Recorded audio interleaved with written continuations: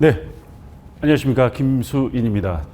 저는 오늘 딱 두 번째 발표를 하는데 할 때마다 이 오프 모임을 하게 되네요. 이것도 운인 것 같습니다. 네, 자 그럼 시작해 보겠습니다. 그때 쓸데없는 말이 좀 길어가지고요. 본 말을 별로 못했던 기억에 이번에는 핵심만 좀 했습니다. 자, 저는 과거에 이제 군 생활의 경력을 이렇게 가지고 있었고요. 자, 이때까지만 해도 상당히 좋았던 것 같습니다. 쓸데없이 전역을 해서 제가 저 나름대로도 식품 제조업도 한번 해봤는데 쫄딱 망했습니다. 예, 그 빚 때문에 많이 힘들었습니다. 그리고 이후에 이제 회사에도 이제 쫄딱 망했으니까 빨리 밥 먹고 살아야죠. 통신회사 들어갔는데 이때 김종호 대표를 만났습니다. 이게 필연인지 악연인지 모르겠습니다. 어쨌든 그게 인연이 돼서 지금까지 만나오고 있습니다. 그리고 현대카드 캐피탈에서도 근무를 했었고요. 여기서 좀 돈 맛을 알게 돼서 지금의 대출 상담사 업무를 하고 있는 것 같습니다. 자, 제가 쓰고 있는 스크린 골프 아이디는 돈 드려요입니다. 돈 드립니다. 네. 자, 대출 상담사란 무엇인가? 이게 오해하시는 분들이 많아요. 어떤 분들은 저를 만나면 무슨 브로커 아니야? 라고 굉장히 나쁘게 평가하시는 분들이 많은데 이건 정식적인 은행연합회에서 은행을 대표로 하는 대출 업무를 하는 상담사입니다. 모든 은행들은 대출 모집 법인을 보유하고 있어요. 이 모집 법인을 통해서 상담사 자격을 보유한 상담사하고 계약을 해서 모집 업무를 하고 있고 저의 경우는 신한은행만 담당을 하고 있습니다. 그래서 신한은행의 경우 보면 이런 상담사들의 매출이 은행 전체 60%를 차지할 정도입니다. 작년 한 해 한 11조 정도. 그러니까 상담사 일이 엄청나게 많은 대출 업무를 하고 있습니다. 대출 상담사는 주택과 관련된 것만 취급을 합니다. 그래서 주택담보대출, 전월세 대출 이렇게 이제 진행을 하는데 특히 이제 어떠한 클라이언트가 되냐면 공인중개사나 분양시행사 이러한 주택과 관련된 중개 및 입주에 필요한 대출 필요한 사람들 이러한 분들하고 연결이 되어서 상담을 진행하고 대출을 하시겠다고 그러면 대출 진행까지 도와드리고 이때 서류나 대출 신청서를 작성하도록 잘 도와드리고 은행에 이제 제출을 하게 됩니다. 이 제출하는 업무를 상담사가 진행을 하죠. 그러다 보니까 고객 입장에서는 상담사를 이용하는 것이 굉장히 편리하다는 거죠. 은행 금리와 상담사를 통해서 하는 금리가 다르냐? 그렇지는 않습니다.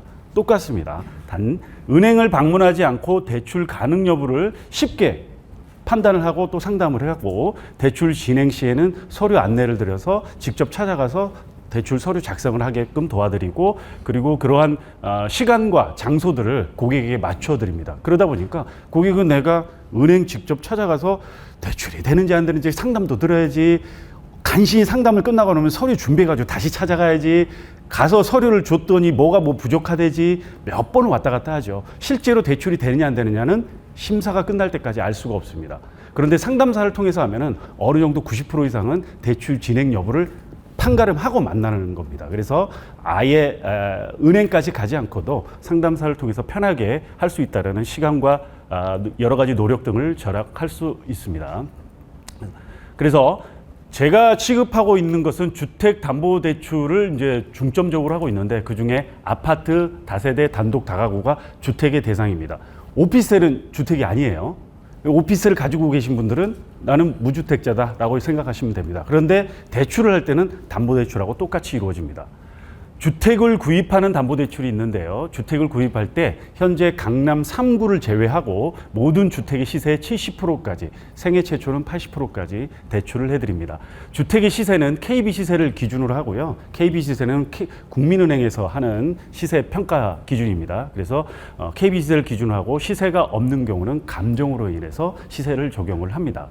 그 다음 담보대출에는 생활안전자금대출이라는 게 있습니다. 본인이 소유한 주택을 가지고 강남 3구를 제외한 주택 시세 70%까지 역시 대출을 해드립니다. 이거는 이 대출은 주택을 구입할 때 사용할 수가 없습니다. 말 그대로 생활에 필요한 자금으로 사용할 수가 있습니다.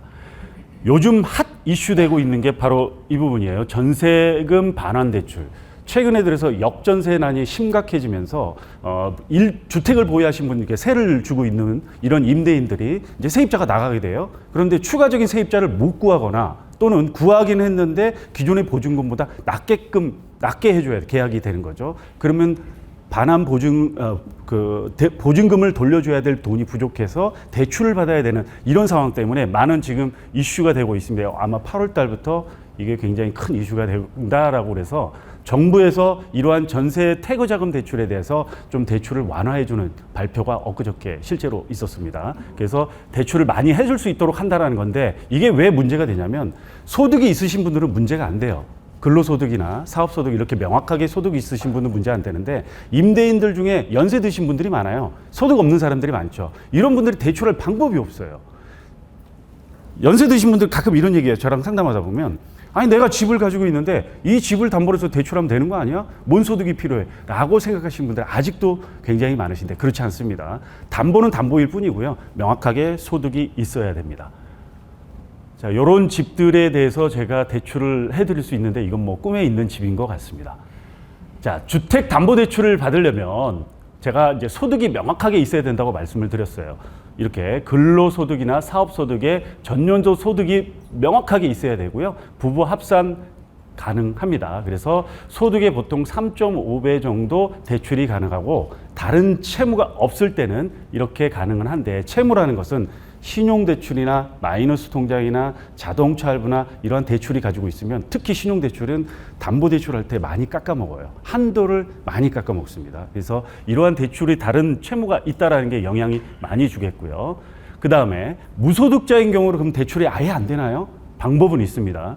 신용카드 사용액이나 건강보험료 가입자들의 보험료를 소득으로 환산해서 진행이 가능합니다. 특히 무소득자의 경우는 3.3%도 어찌 보면 무소득자에 들어갑니다. 그런데 이걸 분류를 좀 다시 하는 거죠. 뭐냐면 예를 들어서 프리랜서 같은 경우 그다음에 소득 신고를 하는데 종합소득세로 3.3%로 신고하는 이런 분들은 계약된 회사 즉 보험 설계사들도 이런 이제 일반적으로 많이 되죠.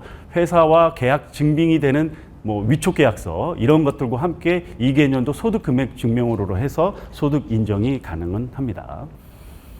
자, 3자 담보 제공 대출이라는 게 있어요. 소득 증빙이 아예 안 돼요. 어떻게든 방법이 없어요. 이렇게 카드 사용액이나 건강보험료 아예 없는 사람들이 있어요. 어떤 분들이냐면 연세 드신 분들이 이런 분들의 대상이 되죠. 그런 사람들이라면 소득 증빙이 되는 사람이 제3자로 채무자로 해서 대출이 가능합니다. 나는 집을 가지고 있으니까 내 집을 담보 제공을 하고 내 자녀나 또는 내가 다른 아는 지인들 중에 소득이 명확히 있는 사람을 통해서 대출할 수 있는 제3자 담보 제공 대출 방법도 있습니다. 아무래도 다른 사람을 내서야 되니까 남은 좀 하기가 어렵죠. 그래서 자기 가족들 위주로 이렇게 진행을 합니다. 그 다음에 대출 가능 금액 산정 시에는 아까 제가 잠깐 말씀드렸던 이런 신용대출이나 자동차 할부 이외에 대출 보유한 것들이 있다면 굉장히 한도의 감액 요인으로 크게 작용을 합니다. 제일 큰 것들이 뭐냐면 카드론, 신용대출, 마이너스 통장 요 세 가지가 굉장히 크게 작용을 합니다. 예를 들어 1,000만 원짜리 신용대출을 가지고 있다. 담보대출할 때 1억 까먹는 거하고 똑같아요. 그러니까 한 4억 정도 대출을 받아야 되는데 내가 신용대출 1,000만 원 있어요. 그러면 3억까지밖에 안 되는 거예요. 그렇게 신용대출이 큽니다. 특히 이제 대기업 다니신 분들이 좀 그런 신용대출이 많아요. 한 1억씩, 1억 5천씩 가지고 오겠더라고요. 예, 그런 분들이 좀 한도에 영향을 많이 줍니다. 전세 보증금 대출에 있어서는 이렇게 세 가지 보증기관들이 있어서 첫 번째 주택금융공사에 보증금 80%까지 대출이 가능하고요.